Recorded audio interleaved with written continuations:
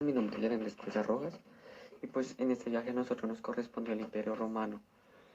¿Qué es el Imperio Romano? Se llama Imperio Romano la etapa de la historia romana en que Roma fue gobernado por emperadores. Estos implantaron el gobierno absoluto, concentrando en una persona todos los poderes políticos, administrativos, religiosos y militares. Esta etapa se inició en el año 29 a.C. con el gobierno de Augusto Octavio y concluyó con Rómulo Augusto en el año 476 después de Cristo. El establecimiento del Imperio Romano se dio después de vencer a Antonio en Egipto. Octavio fue dueño absoluto del Imperio Romano. Entró triunfante en Roma en agosto del año 29 después de Cristo. Cerró el templo de Janó, la paz reinada tras un siglo de conquistas y guerras civiles. El pueblo y el Senado le rindieron grandes honores y le dieron los siguientes títulos: emperador, gran pontífice, príncipe del Senado, Augusto, que significa persona grata, y por último, César, nombre de su padre adoptivo. En consecuencia, Octavio pasó a ser el primer emperador de Roma, con el nombre de Augusto, asumiendo todos los poderes y afianzando el dominio del Imperio Romano. Su época fue conocida como el siglo de Augusto. Augusto reinó con acierto, prudencia y justicia. Tenía en cuenta los intereses del pueblo y de la burguesía. Asimismo, le preocupaba el Senado y de las asambleas. Antes de profundizar en lo que fue el Imperio Romano de Occidente, haremos un pequeño contexto de las etapas del Imperio Romano. Su historia se puede dividir en dos etapas principales: Alto Imperio y Bajo Imperio. El Alto Imperio inició el año 27 a.C. con la coronación de Augusto, emperador, y terminó en el siglo III con la muerte del último emperador de la dinastía de los Severos. Esta etapa del Alto Imperio a su vez se divide en cuatro dinastías. La primera es la dinastía de Julio Claudia, que data del año 14 al 68 después de Cristo. Esta dinastía representó la aristocracia romana, es decir, el poder público ejercido por la clase privilegiada. Algunos de sus emperadores fueron Augusto, Tiberio, Claudio y Nerón. La segunda dinastía fue la dinastía Flavia, que data del año 69 a 96 después de Cristo. Esta se caracteriza por la consolidación del sistema imperial. Sus emperadores fueron Vespasiano, Tito y Domiciano. La tercera es la dinastía Antonina, data del año 96 a 192 después de Cristo. Esta dinastía representó para los romanos el establecimiento de una política menos autoritaria. Sus emperadores fueron Nerva, Adriano, Antonio Pío y Marco Aurelio. La cuarta y última dinastía fue la dinastía Severa, que estuvo entre los años 192 a 235 después de Cristo. Se caracterizó por tener una monarquía propiamente militar. Sus emperadores fueron Séptimo Severo, Geta, Caracalla y Alejandro Severo. La segunda etapa del Imperio Romano fue la del Bajo Imperio, y esta comenzó en el año 284 después de Cristo con la llegada de Diocleciano y terminó en el año 476 después de Cristo con la caída del Imperio Romano. Constantino, el hijo de Cloro, fue proclamado emperador por sus soldados. Si bien él arrasó con la jerarquía, pero igualmente la división del Imperio Romano había quedado como tradición. Los hijos de Cloro se dividieron en el Imperio Romano, pero lucharon para que solo quedara uno, el cual fue Constantino II. Quedó como triunfador y gobernó en solitario hasta su vejez. Después de él vino Valentiano, el cual fue emperador y colocó a su hermano como César para que le ayudara a dominar el imperio y proclamar la paz. Pero no fueron capaces. El occidente comenzó a sufrir mucho, ya que se volvieron a armar las guerras civiles. Un jefe militar, derrocó al emperador y volvieron las guerras civiles entre los dos imperios, el imperio occidental y el imperio occidental y el otro imperio. Tuvieron una batalla hasta quedar de nuevo como solo un emperador emperador Teodosio I. Con la muerte de Teodosio I hubo una separación entre sus dos hijos, su hijo mayor, su hijo mayor y su hijo menor. Constantino lo proclamaron emperador. Él derrochó con la tetrarquía, aunque la división del Imperio Romano había quedado como tradición. Los hijos de Constantino se dividieron el imperio. Ellos lucharon para que solo quedara un emperador, dando como ganador a Constantino, el cual gobernó solitario hasta su vejez. Después de esto, de la muerte de él, gobernó Valentiano, el cual colocó a su hermano como César para que le ayudara a gobernar el imperio, para poder establecer la paz, pero no lo lograron. Después de esto, en el occidente empezaron a sufrir mucho, ya que una influencia militar derrocaron al emperador y se volvieron a armar las guerras civiles en el Imperio Romano Occidental. Con esto se proclamó como emperador el militar Magno Clemente Máximo, el cual empezó la guerra civil entre el Imperio Romano Occidental y el Imperio Romano de Oriente. Con el término de esta batalla, quedó como emperador Teodosio I. Con la muerte de Teodosio I, se llenó el nuevo imperio en el Imperio Occidental y el Imperio Oriental. Su hijo mayor quedó con el Imperio Romano Oriental y su hijo menor quedó con el Imperio Romano Occidental. La división del Imperio Romano principalmente se fue el mejoramiento y control del imperio, mejoramiento de la economía, reforzamiento militar y control sobre las tierras. En el siglo III, el Imperio Romano empezó a tener conflictos internos, los cuales empezaron a haber guerras civiles.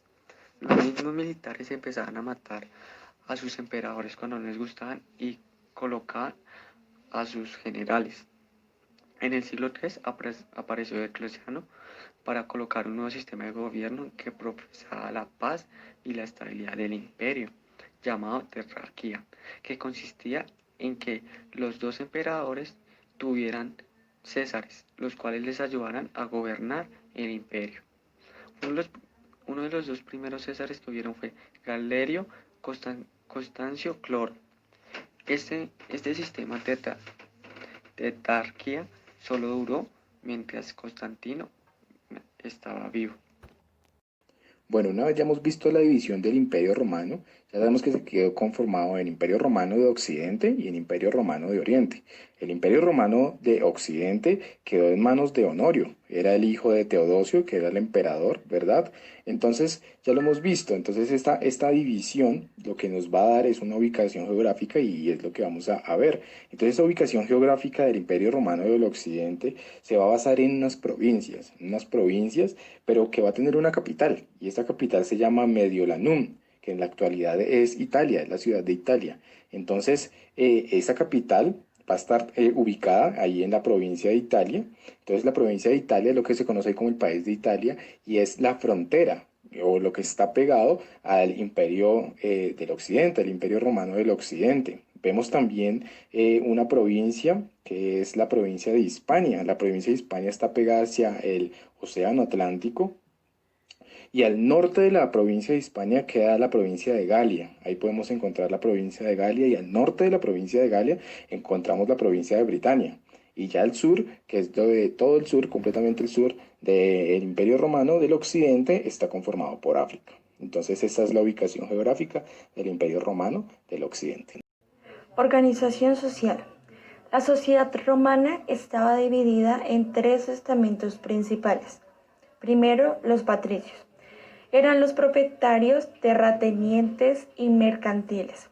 Ellos tenían a su cargo el poder religioso, económico y por supuesto el político.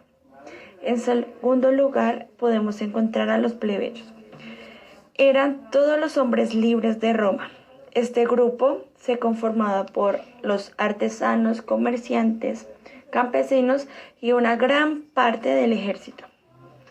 Un importante dato fue que en el año 212 después de Cristo se le otorgó a todos los hombres libres del imperio la ciudadanía romana. En tercer y último lugar están los esclavos. Este grupo era bastante numeroso. Ellos podían pagar por su libertad o podían ser liberados por sus amos, lo que recibe el nombre de manumisión. Organización política. Roma contaba con un sistema político totalmente centralizado, ya que la autoridad y el poder recaía sobre el emperador. Este sistema contaba con unas características. Unas de ellas era, como ya había mencionado anteriormente, el emperador contaba con toda la autoridad, tanto a nivel ejecutivo como legislativo, y también militar, judicial y la religión.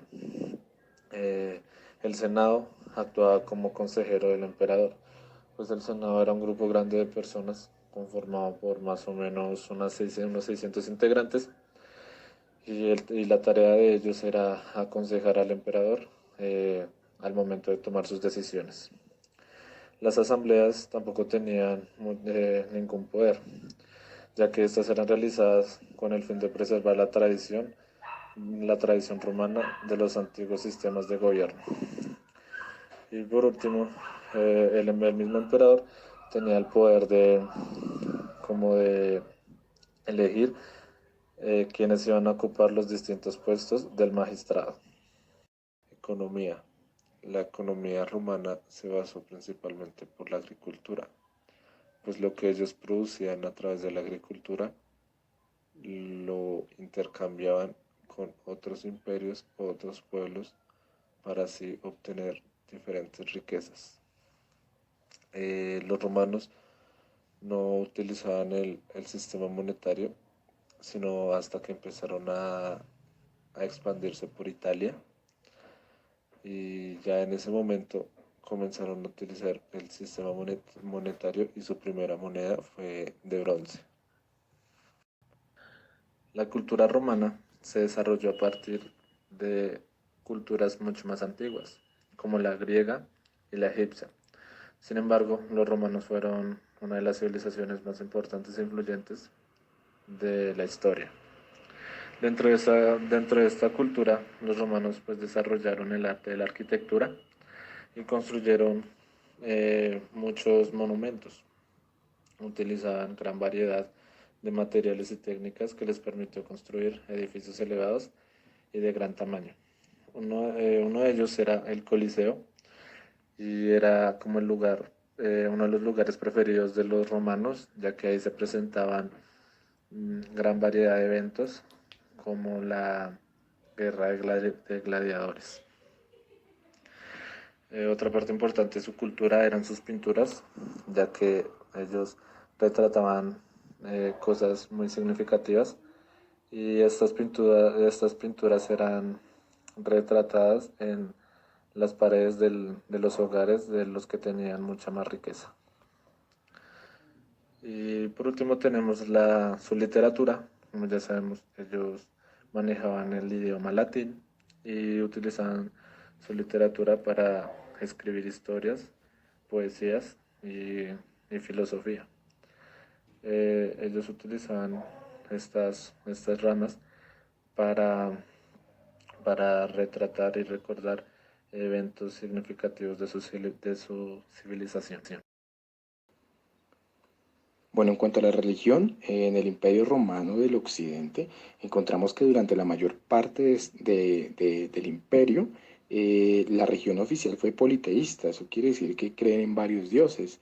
Entonces podemos encontrar al dios Júpiter, que era el principal dios para los romanos. Encontramos al dios Juno, a la diosa Juno, perdón, era la reina de los dioses. Encontramos a Minerva, que es la diosa de la sabiduría, y la que está aquí en la diapositiva, como podemos observar, es Diana, la diosa Diana, que es la diosa de la casa, la naturaleza y la luna. Bueno, y más adelante el cristianismo se popularizó. Cabe recordar, como lo decíamos en la anterior diapositiva, ellos practicaban diferentes cultos, practicaban diversos cultos, porque era una religión politeísta. Pero este cristianismo se popularizó tanto en el Imperio Romano que lo adoptaron oficialmente como su religión. Entonces, esa adopción, bueno, cabe aclarar que antes el cristianismo pues era perseguido, ¿verdad? Entonces, las iglesias cristianas eran incendiadas, quienes profesaban la religión cristiana eran perseguidos, aquellos que se encontraban siendo cristianos, todo su patrimonio era confiscado, porque el emperador Diocleciano entonces manifestó esta persecución, decía que persiguieran a los cristianos. Entonces, más adelante, ¿cierto? Llega un acuerdo que se llama el Acuerdo de Milán, el Edicto de Milán del año 313, que básicamente se basa en un acuerdo donde se establecía la libertad de la religión en el imperio. Y este acuerdo fue el que dio fin a las persecuciones contra los cristianos. Entonces su religión oficial se volvió el cristianismo. En Roma se estableciera la religión cristiana, los romanos tenían varias divinidades influenciadas por dos mitologías importantes, la Grecia y la Fenicia. Su religión se basa en creencias sobrenaturales. Cabe resaltar que existían aproximadamente 200 dioses romanos, pero solamente 12 hacían parte principal del panteón romano. Entre ellos encontramos a Júpiter, el principal dios de la mitología romana, Juno, diosa del matrimonio y la maternidad, Vulcano, dios del fuego, Diana, diosa de la luna e hija de Latón y Júpiter, Febo, el dios de la belleza, artes plásticas y música, Minerva, diosa de la sabiduría, Venus, hija de Urano y esposa de Vulcano, considerada diosa del amor y la belleza, Plutón, dios de la tierra y las cosechas, Neptuno, dios de los mares y océanos, Martes, dios de la guerra, la potencia viril, la primavera y la vida en los campos, Mercurio, dios del comercio y uno de los últimos dioses que se adoptaron como divinidad por los romanos, Baco, considerado dios del vino y la danza, pues tenía un carácter bastante delirante y desenfrenado. Mencioné anteriormente, la religión romana fue influenciada por los griegos, pues tuvieron contacto profundo con su cultura. Por eso hay varias equivalencias respecto a sus dioses, como podemos admirar en esta tabla. El dios principal y padre de todos los dioses en nombre griego es Zeus, y el equivalente en nombre romano es Júpiter. Lo mismo pasa con Hera, diosa del matrimonio y reina de los dioses, el equivalente romano es Juno. Hefesto, dios herrero y artesano, y en romano Vulcano. Y así sucesivamente podemos ver que hay varias equivalencias respecto a las divinidades griegas y a las divinidades romanas. Bueno, en cuanto a la educación en el Imperio Romano del Occidente, podemos ver que era una educación que solo se daba hacia los niños, hacia los varones, era una educación que primaba siempre hacia el género masculino. Entonces esta educación empezaba desde el hogar, los padres eran los encargados de la formación moral de los hijos a través de los diferentes oficios, labores en el hogar, la crianza, el cultivo, entonces básicamente era una educación que primaba primero en el hogar. También vale la aclaración que era una educación un poco elitista, era una educación donde los hijos de los emperadores, los hijos de los patricios podían ejercer este derecho a la educación, mientras que los hijos de los esclavos no podían, no tenían ni voz ni voto ahí en esta parte que es de la educación. Ya cuando los niños alcanzaban los 7 años, empezaba su enseñanza, que era lo que les mencionaba, la formación de los padres, la formación en el hogar. Ya a los 12 y 13 años empezaban a estudiar lo que era ya las lenguas, lo que era el griego, la gramática, la literatura, y un plus en la educación romana del occidente era que estudiaban el latín. Ellos estudiaban el latín, por lo tanto, pues era como esa diferencia en el Imperio Romano. Entonces ya a los 16 años los estudiantes podían ya especializarse en la retórica porque ya la venían estudiando y así es como aprendían a ser expertos en hablar al público. Entonces estos métodos de educación que se basaba la educación romana, pues se conoce como el trivium, que comprendía los estudios de la retórica, la gramática y la dialéctica. Y también podemos ver el quadrivium, que comprendía los estudios de la astronomía, la música, la aritmética y la geometría. Entonces, básicamente en ellos se basaban y en eso se podían especializar aquellos que eran varones y aquellos que eran hijos del emperador o hijos de los patricios. Y esa es la educación, en eso se basaba la educación en el Imperio Romano. Bárbaras. Los bárbaros eran tribus que vivían fuera del límite del Imperio Romano y que no habían sido dominados. Eran pueblos que se dedicaban a la agricultura y el pastoreo. Procedían de diversos puntos como Europa y Asia. Las principales invasiones fueron los visigodos, los ostrogodos, los sagos y los sajones, los suevos, vándalos y alones, los vándalos, los hunos y los francos y burguinos. Una de las principales invasiones fueron los hunos, la cual duró más de 3 años, hasta la muerte de Atila. Bueno, vamos a ver por último la caída del Imperio Romano del Occidente. Y bueno, uno de los motivos por los cuales se da esta caída del Imperio Romano es la falta de recursos que hay en el Occidente, ¿cierto? Se vio la pérdida de la riqueza de su gobierno, y entonces por esa pérdida que hubo, cuando hubo la división, el Imperio Romano del Occidente quedó pues con menos riquezas. Entonces eso ¿a qué conlleva? Eso conllevó a una subida de los impuestos, eso conllevó a una reducción en las ventas, eso conllevó a un aumento del desempleo. Entonces pues básicamente ahí empieza pues la caída del Imperio Romano con un problema económico.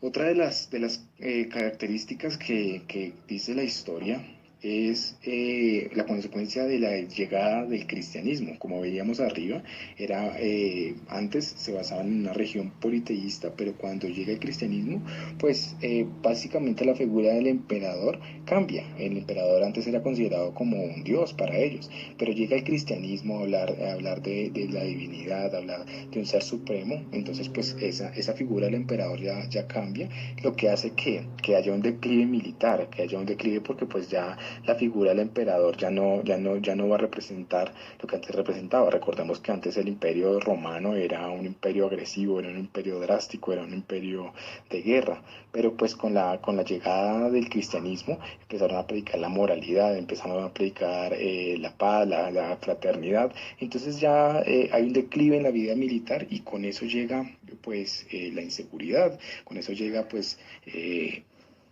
una falta de apoyo, ¿cierto? A las guerras, a las invasiones, y entonces ahí es donde entra la invasión bárbara, ¿verdad? Entonces el cristianismo se dice que sentó las bases para el fin del Imperio Romano, porque en estas invasiones, los bárbaros básicamente dieron el golpe definitivo para que el Imperio Romano del Occidente o sea, se cayera. Entonces, cuando ya Roma empezó a sufrir este asedio por las potencias enemigas, ¿cierto? Entonces ya como tenía un declive en su ejército, pues la resistencia del ejército romano se vio en bajas, porque si no teníamos grandes ejércitos, pues contra una invasión bárbara era tremendo, contra la invasión bárbara era tremendo. Entonces, pues esta invasión estaba compuesta por guerreros como los visigodos, que eran del oeste de Galia, y los vándalos, ¿cierto?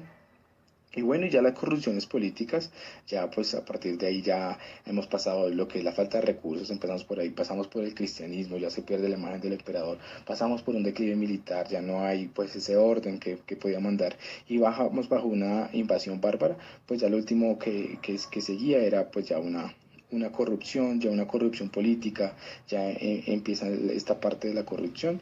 Entonces pues la caída del Imperio Romano se ve hundida así lentamente bajo ese proceso, y ya ahí se encontraron con, con, con, con una línea, como con un camino en que ya no se podían devolver, y pues ya llegaron con ello, con estos problemas, con estas invasiones, ya no había dinero para cualquier cosa. Ya llegaron pestes, llegaron gripas, y ya estaban invadidos. Entonces pues la gente ya se moría de hambre en las calles, y el Imperio Romano del Occidente cayó. Esto fue para el año 476 después de Cristo, cuando la caída del Imperio Romano del Occidente se dio. Aportes de los romanos a la medicina.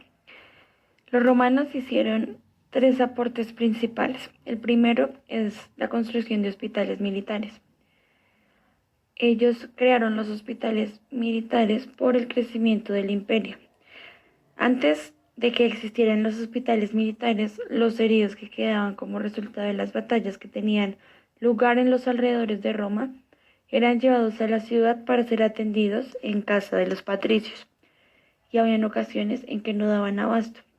Por tal razón, la solución que los romanos hallaron para este inconveniente fue dedicar lugares para la atención de los soldados heridos. El segundo aporte a la medicina importante es el saneamiento ambiental, pues gracias a la obra de la cloaca máxima se creó un sistema de drenaje que se vaciaba en el río Tíber. También implementaron 14 acueductos grandes que proporcionaban 1.000 millones de litros de agua al día. Por ello, se considera que la higiene ambiental en Roma era muy buena. El tercer y último aporte que los romanos hicieron a la medicina fue la legislación médica y enseñanza médica. Antes del año 120 después de Cristo, los médicos estaban en una posición subordinada y generalmente ellos eran esclavos. Pero Julio César concedió a todos los médicos que ejercían en Roma la ciudadanía y además estipuló un cupo máximo de médicos por cada ciudad. Y además en este periodo empiezan a aparecer los primeros escritos de los médicos militares de la época.